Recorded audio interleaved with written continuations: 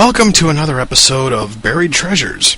Tonight we will be taking a look at Kirby's Dream Course for the SNES. This game came late in the life of the Super Nintendo system, so not a lot of people have actually heard of it. And that really is a crying shame, guys.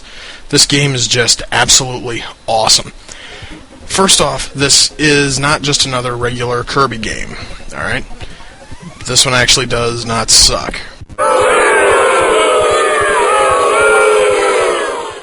Okay, that pun was absolutely horrible. Bite me.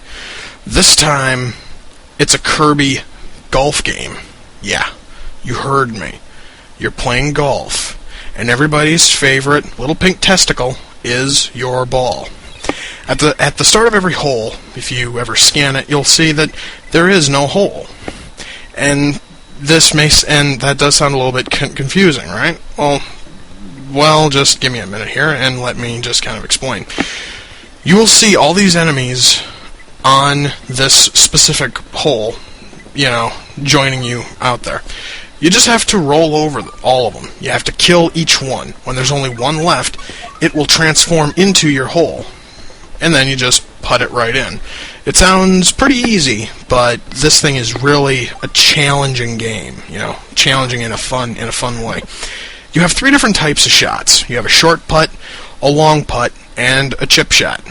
And each one of these is useful.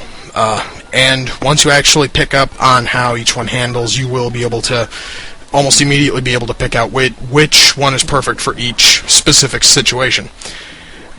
And shooting is real easy. You just push A to start up your power gauge, and then you push it again to stop it.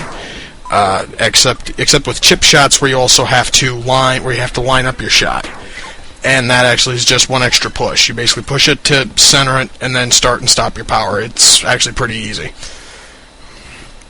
And as is the tradition in most Kirby games, you're able to pick up the powers of certain enemies, and most of these are really good, but others can really cost you if you happen to use them wrong. And that may cause some real anger to come out of some people. Damn it! Come on! Come on! Come on, Glenn! Come on! Get your head in the damn game! Ah! Exactly my point. And people say golf is supposed to be a fucking relaxing sport. My ass. But still, most of these powers are really useful. Actually, all of them are once you actually learn how to use them. So, essentially, you're just going to have to practice with them. And, just like in real golf, water hazards and sand traps are going to have you just ripping your fucking hair out, guys. But, unlike actual golf, you have to actually shoot from inside the water hazard if you're stupid enough to land in it. And I actually think that that's a pretty cool change up, you know what I mean? So, anyway. Now, you only have a set number of shots per life, alright? And the shots are represented by these.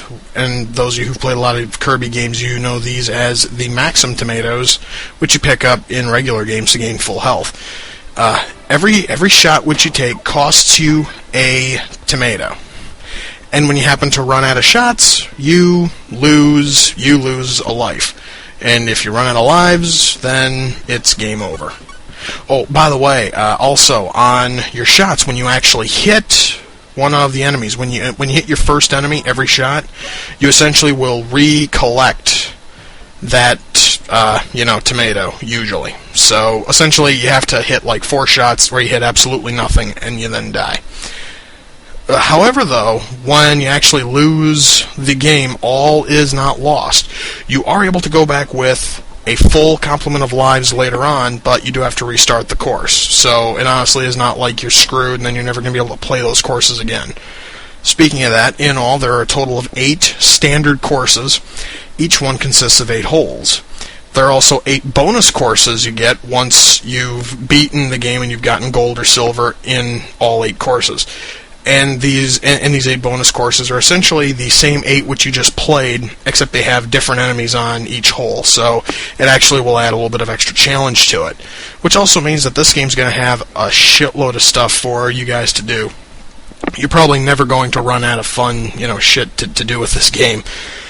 And also, if you have a friend, you can play multiplayer matches. And once again, since I couldn't find anyone willing to try this thing out with me, and since I normally do all of this stuff alone anyway, I haven't gotten to try out multiplayer yet, but I can always hope. Anyway, and good news for all of my Japanese and European viewers, provided that I've actually got Japanese and European viewers. Earlier this year, Kirby's Dream Course was added to the Wii's Virtual Console catalog in Japan and in Europe. Sadly, the U.S. hasn't gotten it yet, and since I may be getting a Wii in the future, I'm kind of pissed, because I would love to have this thing and just play it for a long fucking time.